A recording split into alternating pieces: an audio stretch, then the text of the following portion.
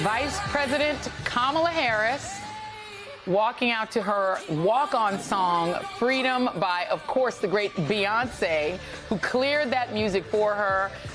Quite a speech in Atlanta, Georgia, and I think she kind of enjoyed it. Let's go through a little bit of what she said. She opened right away, getting some love there. We'll just continue to watch that in the crowd while we kind of recap it just a little bit. Vice President Harris went right to her past roles as a prosecutor, saying she took on predators of all kinds, and then named several kinds of predators, for-profit colleges, said Trump's done that, sexual abusers, Trump's done that, big banks who were charged with fraud. And then she said Trump, of course, has been convicted of fraud, to which the crowd began to chant, "Lock him up." She said she'd proudly put her record against Donald Trump's any day of the week. Then she went right to immigration, one of the issues that is going to be difficult for Democrats to deal with, but she wasn't afraid of it, went right to it, talking about being an attorney general of a border state, talking about prosecuting those who violated the law, saying that Donald Trump talks a big game but does not walk the walk. And then she quoted Quavo, who was on stage two persons before her, saying that Donald Trump does not walk it like he talks it. A little cultural reference there for the crowd. Got a big cheer for that.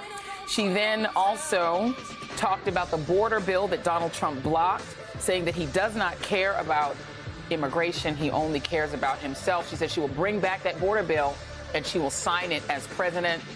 Number three, she then went to the differences between the Trump vision and the vision that she and her campaign are bringing, meaning that the one vision, the Trump vision, is focused on the past and the other is focused on the future. That's a big theme of this campaign.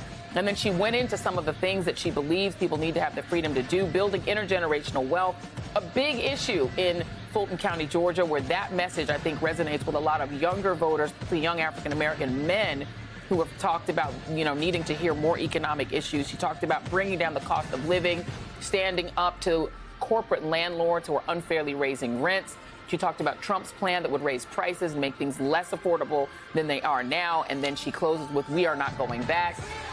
And then she goes into the war on freedom. She says the baton is in our hands, and it's the highest form of patriotism to fight for the ideals of our country. And then she landed with Donald Trump pulling out of that debate.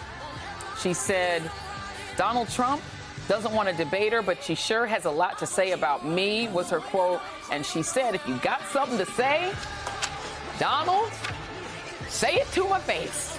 Still with me here at the table, Alencia Johnson and Sarah Matthews. What did you think of what you heard, Alencia? I mean, listen, that was the presidential speech. And the Kamala Harris that, I know, Joy, we were talking about this, and a lot of people saw when she was Attorney General, when she was in the Senate. But her message is so clear. And this energy that she's getting is showing her confidence on stage, right? She's not lying. She's going through Donald Trump's rap sheet, which are all facts, and then going through this vision of America, which she literally represents what Project 2025 was designed to not exist in this country. The woman of color, daughter of immigrants, about to be president of the United States. The other thing I want to talk about, we've been talking about this cultural moment that we're having, and I know Republicans are probably going to brush it off as celebrities just endorsing. They did that with Obama, too. They did, but Quavo has been in D.C. multiple times with the White House and their Office of Gun Violence Prevention, because that's an issue near and dear to his heart. Meg Thee Stallion has been a huge proponent of climate change, abortion rights, so many issues. And so you see these people who have huge platforms when it comes to their artistry now realizing that their voice on issues that matter to them as humans can actually be represented. And I think we're going to continue to see even more of that. I mean, Beyonce greenlit Freedom because she wrote a song about this moment.